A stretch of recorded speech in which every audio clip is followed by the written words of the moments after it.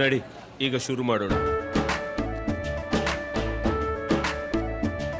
ಕೇಸರಿಯಿಂದ ಮನೋಲ್ಲಾಸ ಮನಸ್ಸು ಮತ್ತೇರಿ ಕುಣಿದಾಡಿದೆ ನೋಡು, ಮನಸ್ಸು ಮತ್ತೇರಿ ಕುಣಿದಾಡಿದೆ ನೋಡು. ಕ್ಷಣ ಕ್ಷಣವೂ ಆಚರಿಸಿ ಕೇಸರಿ ಹಬ್ಬ. ವಿಮಲ್ ಬಾಯಲ್ಲಿ ಹೇಳಿ ಕೇಸರಿ. ಈಗಾಗಲೇ ಪ್ರಜ್ವಲ್ ರೇವಣ್ಣ ವಿಡಿಯೋ ಸಂಬಂಧ ಹಾಸನ ಹೊಳೆನರಸೀಪುರ ಮನೆಯಲ್ಲೂ ಕೂಡ ಈಗಾಗಲೇ SIT ತಂಡ ಭೇಟಿ ನೀಡಿರುವಂಥದ್ದು. ಮಾಜಿ ಸಚಿವ HD ರೇವಣ್ಣ ಅವರ ಮೇಲೂ ಕೂಡ ಆರೋಪ ಏನು ಕಿಡ್ನಾಪ್ ಆರೋಪ ಕೇಳಿ ಬಂದಿತ್ತು. ಹೀಗಾಗಿ ಎಲ್ಲ ಪ್ರಕರಣಗಳ ಹಿನ್ನೆಲೆಯಲ್ಲಿ ಹೊಳೆನರಸೀಪುರ ಮನೆ ಏನಿತ್ತು ಅವರ ಮನೆಯನ್ನು SIT ತಂಡ ಎಂಟ್ರಿ ಕೊಟ್ಟು ಈಗಾಗಲೇ ಮಾಜರನ್ನು ಮಾಡಿದ್ದಾರೆ ಸಂತ್ರಸ್ತೆಯೊಂದಿಗೆ. ಇನ್ನು ಈ ಒಂದು ರೇವಣ್ಣ ಪರ ಹಾಗೂ ಭವಾನಿ ರೇವಣ್ಣ ಅವರ ಪರ ಇದ್ದಂಥ ವಕೀಲರು ಇವತ್ತು SIT ತಂಡ ಭೇಟಿ ನೀಡಿದಾಗ ಬೆಳಿಗ್ಗೆಯಿಂದ ಅವರ ಜೊತೆನೇ ಇದ್ದಾರೆ.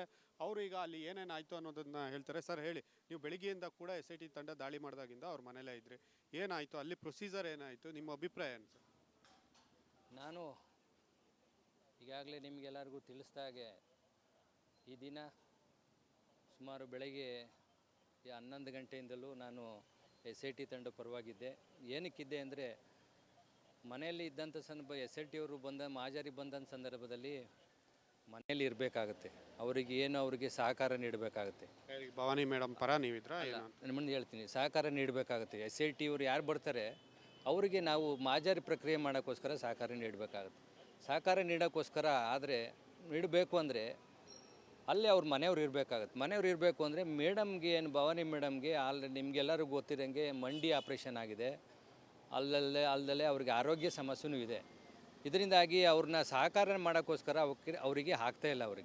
ಅವ್ರು ಬಂದಂಥ ಸಂದರ್ಭದಲ್ಲಿ ಅವ್ರು ಸಹಕಾರ ಕೇಳ್ತಾರೆ ಅದನ್ನು ಕೊಡೋಕ್ಕೆ ಅವ್ರಿಗೆ ಶಕ್ತಿ ಇಲ್ಲದಲ್ಲೇ ಇರೋದ್ರಿಂದ, ಆರೋಗ್ಯ ಸಮಸ್ಯೆ ಇದ್ದರಿಂದ ನನ್ನನ್ನು ಈ ವಿಚಾರವಾಗಿ ನೇಮಕ ಮಾಡ್ಕೊಂಡಿದ್ರು.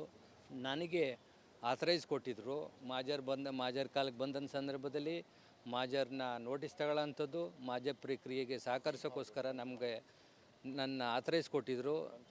ಆಥರೈಸ್ ಕೊಟ್ಟರ ಆಧಾರದ ಮೇಲೆ ನಾನು ಏನು SIT ತಂಡ ಬಂದಂಥ ಸಂದರ್ಭದಲ್ಲಿ ಅವ್ರು ಏನು ಮಾಜರ್ ನೋಟಿಸ್ ಕೊಟ್ಟಿದ್ದರು, ಆ ಮಾಜರ್ ನೋಟಿಸ್ಗೆ ನಾನೇ ಅದನ್ನು ರಿಸೀವ್ ಮಾಡ್ಕೊಂಡು ಎಲ್ಲ ಮಾಜರ್ ಪ್ರಕ್ರಿಯೆಗೆ ಸಹಕರಿಸಿ, ನಾನಾಗಲಿ ಅವ್ರ ಮನೇಲಿದ್ದಂಥ ಎಲ್ಲರೂ ಸಹಕಾರ ಮಾಡಿ ಮಾಜರ್ ಪ್ರಕ್ರಿಯೆ ಮಾಡಿದ್ವಿ.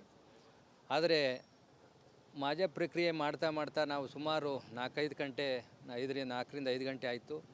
ಆಮೇಲೆ ಅನ್ನಿಸ್ತು ಈ ಮಾಜರ್ ಪ್ರಕ್ರಿಯೆ ಯಾರೋ ಒಬ್ಬ ಏಕಪಕ್ಷೀಯಾಗಿ ಯಾರೋ ಒಬ್ಬ ವ್ಯಕ್ತಿಗೋಸ್ಕರ ಇದು ಮಾಡ್ತಾವ್ರೆ ಅನ್ನಿಸ್ತು. ಏಕೆಗೆ ನಾನು ಒಬ್ಬ ಲಾಯರಾಗಿ ನಾನು ನೋಡಿದಂಥ ಸಂದರ್ಭದಲ್ಲಿ ಮಾಜರ್ನ ಯಾವ ರೀತಿ ಮಾಡಬೇಕು, ಪ್ರೊಸೀಜರ್ ಪ್ರಕಾರ CRPC 100 ಮಾಡೋಂಥ ಸಂದರ್ಭದಲ್ಲಿ ಏನೇನು ಮಾಡಬೇಕಾಯ್ತು ಅದೇನು ಮಾಡಲಿಲ್ಲ. ಅದು ಮಾಡಲಿಲ್ಲ ಅಂದರೆ ಮುಂದಿನ ಮಾಡಬೇಕಿತ್ತು, ಏನು ಮಾಡಲಿ ಹೇಳ್ತೀನಿ. ಮಾಜರ್ ಮಾಡಿದಂಥ ಸಂದರ್ಭದಲ್ಲಿ ಅವರು ಮಾಜರ್ಗೆ ಯಾರು ವಿಟ್ನೆಸ್ನ ಸೈನ್ ತಾಳ್ತಾರೆ, ಮಾಜರ್ ವಿಟ್ನೆಸ್ಗೆ ಏನು ಸೈನ್ ತಾಳ್ತಾರೆ, ಮಾಜರ್ ವಿಟ್ನೆಸ್ ತಗೊಳ್ಳೋ ಸಂದರ್ಭದಲ್ಲಿ ವಿಟ್ನೆಸ್ದಾರಿಗೆ ಒಬ್ಬ ಅವಿದ್ಯಾವಂತ ಆದರೆ ಅವನಿಗೆ ಓದಿ ಹೇಳಬೇಕು. ಮಾಜರ್ನ ನಾವು ಮಾಡಿದ್ದೀವಿ ಅನ್ನೋದನ್ನ ಓದಿ ಹೇಳಬೇಕು. ಇಲ್ಲ ವಿದ್ಯಾವಂತ ಆಗಿದ್ರೆ ಅವನಿಗೆ ಓದೋಕ್ಕೆ ಅವಕಾಶವನ್ನು ಮಾಡಿಕೊಡ್ಬೇಕು. ಆದರೆ ಇದೆಲ್ಲೂ ಅವ್ರು ಮಾಡಿಕೊಡ್ಲಿಲ್ಲ. ಅವ್ರೇನು ಮನೆಯಲ್ಲಿ ಕೆಲಸ ಮಾಡ್ತಿದ್ರು, ಹುಡುಗರು ಸೈನ್ ತಗೊಂಡ್ರು, ಅವ್ರಿಗೆಲ್ಲೂ ಅವ್ರಿಗೆ ಅವಕಾಶ ಮಾಡಿಕೊಡ್ಲಿಲ್ಲ. ಯಾವಾಗ ನಾನು ಹೊರಗಡೆ ಇದ್ದಂಥ ಸಂದರ್ಭದಲ್ಲಿ ಅವ್ರಿಗೆ ಏನು ಮನೇಲಿ ಕೆಲಸದಲ್ಲಿದ್ದಾರೆ ಎದುರಿಸಿ ಅವ್ರು ಸೈನ್ ತಗೊಂಡ್ರು. ಇದನ್ನೇ ನಾನು ಹೋಗಿ ಪ್ರಶ್ನೆ ಮಾಡಿದೆ. ನೀವು ಸೈನ್ ತಗೊಂಡಿದ್ರಿ, ಅವನಿಗಿಲ್ಲ ಮಾಜರಲ್ಲಿ ಏನು ಬರ್ದಿದೆ ಅಂತ ಗೊತ್ತಿಲ್ಲ, ಇಲ್ಲ ಏನು ಹೇಳ್ತೀರಾ ಸರ್? ಇದು ಸರಿಯಾಗಿ ಆಗಿಲ್ಲ ಕಾನೂನು ಪ್ರಕಾರ. ನಿಮ್ಗೆ ಹೇಳ್ತಿದ್ದೀನಿ, ನಾನು ಮುಂದುವರ್ಸಿ ಏನು ಹೇಳ್ತಿದ್ನಿ ಅಂದರೆ, ಇವರು ಕಾನೂನಲ್ಲಿ ಏನಿದೆ ಆ ಪ್ರೊಸೀಜರ್ ಫಾಲೋ ಮಾಡ್ತಾ ಇಲ್ಲ. ಇವರು ಯಾರೋ ಒಬ್ಬ ವ್ಯಕ್ತಿನ ಹೇಳಿಕೆ ಮೇರೆಗೆ ಮಾಡ್ತಾ ಇರೋಂಥದ್ದು ಹೇಳಿಕೆಗಳು. ಇವರು SIT ಅವರು ಕಾನೂನಲ್ಲಿ ಏನಿದೆ ಅದು ಮಾಡ್ತಾ ಇಲ್ಲ, ಯಾರೋ ಒಬ್ಬ ವ್ಯಕ್ತಿಗೋಸ್ಕರ ಏಕಪಕ್ಷೀಯವಾಗಿ ಮಾಡ್ತಾ ಇರೋಂಥ ಕಾಣಿಸ್ತಾ ಇದೆ. ಎದ್ದು ಕಾಣಿಸ್ತಾ ಇದೆ, ಒತ್ತಡಕ್ಕೋಸ್ಕರಲ್ಲೇ ಮಾಡ್ತಾ ಇರೋ ಕಾಣಿಸುತ್ತೆ ಇದು ಅಷ್ಟೇ. ಒಂದು ಕಡೆ ಈಗ ರೇವಣ್ಣ ಅವರು ಕಿಡ್ನಾಪ್ ಪ್ರಕರಣ ಇರೋದು, ಅವ್ರನ್ನ ಈಗ ವಶಕ್ಕೆ ಪಡೆದಿರೋದು, ಇದ್ರ ಬಗ್ಗೆ ಏನು ಹೇಳ್ತೀರಾ ನೀವು ಅವ್ರ ಪರ ವಕೀಲ? ನಾನು ಈ ಕೇರ್ನಾಗದಲ್ಲಿ ಒಂದು FIR ಆಗಿದೆ.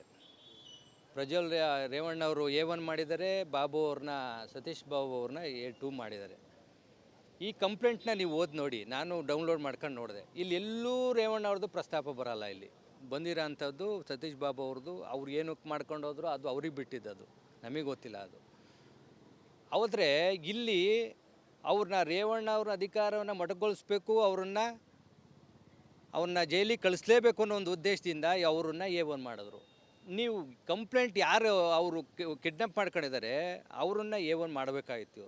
ಇವ್ರನ್ನ ಇಲ್ಲ ಆ ಥರ ಮಾಡಲೇಬೇಕು ಅನ್ನೋದಾದರೆ ರೇವಣ್ಣ ಅವ್ರನ್ನ A2 ಮಾಡಬೇಕಾಗಿತ್ತು. ಆದರೆ ಆ ಥರ ಮಾಡಲಿಲ್ಲ ಇವರು. ಇವತ್ತು ಇವ್ರು ಏನು ಮಾಡಿದರು ಅಂದರೆ ಇವರು ಯಾರೋ ಮನೇಲಿ ಕೂತಂತ ಏನು ಕಂಪ್ಲೇಂಟ್ದಾರ ಇದ್ದಾನೆ KR ನಗರ ಕೇಸಲ್ಲಿ ಕಂಪ್ಲೇಂಟ್ದಾರ ಮನೇಲಿ ಕೂತಂತ 20 ವರ್ಷದ ಹುಡುಗನ್ನ ಆಮಿಷ ಒಡ್ಡಿ ಅವ್ರು ಯಾರು KR ನಗರದಲ್ಲಿ MLA ಇದ್ದಾರೆ, ಕಾಂಗ್ರೆಸ್ MLA ಇದ್ದಾರೆ, ಅವ್ರಿಗೆ ಆಮಿಷ ಒಡ್ಗಿ ಹುಡುಗನ್ನ ಕರ್ಕೊಬಂದು ಕಂಪ್ಲೇಂಟ್ ಕೊಟ್ಟವ್ರೆ. ಏನು ಅವ್ರು ವಿಕ್ಟಿಮ್ ಇದ್ದಾರೆ ಇದರಲ್ಲಿ ಯಾವುದು ಕಿಡ್ನಾಪ್ ಕೇಸಲ್ಲಿ ವಿಕ್ಟಿಮು ಇವತ್ತೂ ನೆನ್ನೆನೂ ಸಹ ಸಾಹೇಬ್ರತೆ ಎಲ್ಲ ಜೊತೆಲಿ ಚೆನ್ನಾಗಿ ಮಾತಾಡಿದ್ದಾರೆ. ಅವರೇ ಬಂದ್ಬಿಟ್ಟು ನಿಮ್ಮ ಪೇಪರ್ ಸ್ಟೇಟ್ಮೆಂಟ್ ಕೊಡೋ ಲೆವೆಲಲ್ಲಿದ್ದರು. ಆದರೆ ಇವೆಲ್ಲ ಗೊತ್ತಾಗಿ ಆ ವಿಕ್ಟಿಮ್ನ ಎದುರಿಸ್ಕೊಂಡು 20 ವರ್ಷದ ಹುಡುಗನೇ ಎದುರಿಸ್ಕೊಂಡು ಏನು KR ನಗರದ MLA ಇದ್ದಾರೆ, ಕಾಂಗ್ರೆಸ್ MLA, ಇವ್ರು ಕರ್ಕೊಂಡೋಗಿ ಕಂಪ್ಲೇಂಟ್ ಕೊಡಿಸಿ ಕಂಪ್ಲೇಂಟ್ ಮಾಡಿರೋಂಥದ್ದು. ಇದು ರೇವಣ್ಣವ್ರನ್ನ ಅಧಿಕಾರವನ್ನು ಮೊಟಕುಗೊಳಿಸ್ಬೇಕು ಅನ್ನೋ ದೃಷ್ಟಿಯಿಂದ ಇವರು ಕಾಂಗ್ರೆಸ್ ಅವರು ಹುನ್ನಾರ ಮಾಡ್ಕೊಂಡು ಹೋಗಿ ಅದನ್ನ ಮಾಡಿರೋಂಥದ್ದು ಅಷ್ಟೇ. ನೋಡ್ಬೋದು ಒಟ್ಟಾರೆಯಾಗಿ ಈ ಪ್ರಕರಣದಲ್ಲಿ ಇವತ್ತೇನು SIT ತಂಡ ಮಹಾಜರ್ ಮಾಡ್ತು ಮಾಜಿ ಸಚಿವ HD ರೇವಣ್ಣ ಅವರ ಮನೆಯಲ್ಲಿ ಆ ಪ್ರೊಸೀಜರ್ಗಳು ಸರಿ ಇಲ್ಲ ಅನ್ನುವಂಥ ಆರೋಪವನ್ನು ಈಗ ಏನು ಭವಾನಿ ರೇವಣ್ಣ ಮತ್ತು ರೇವಣ್ಣ ಅವರ ಪರ ಅವರ ಕುಟುಂಬದ ಪರ ಮಹಾಜರ್ ಮಾಡುವಾಗ ಗೋಪಾಲ್ ಅವರು ಇದ್ದರು ವಕೀಲರು, ಅವರು ಆರೋಪವನ್ನು ಕೂಡ ಮಾಡಿದ್ದಾರೆ. ಸರಿ ಇಲ್ಲ, ಇದನ್ನು ನಾವು ನ್ಯಾಯಾಲಯದಲ್ಲಿ ಎದುರಿಸ್ತೇವೆ ಅನ್ನುವ ಮಾತುಗಳನ್ನು ಹೇಳ್ತಾ ಇರುವಂಥದ್ದು. ಕ್ಯಾಮ್ರಾ ಪರ್ಸನ್ ಕಾರ್ತಿಕ್ ಜೊತೆ ಕುಶ್ವಂತ್, ರಿಪಬ್ಲಿಕ್ ಕನ್ನಡ, ಹಾಸನ.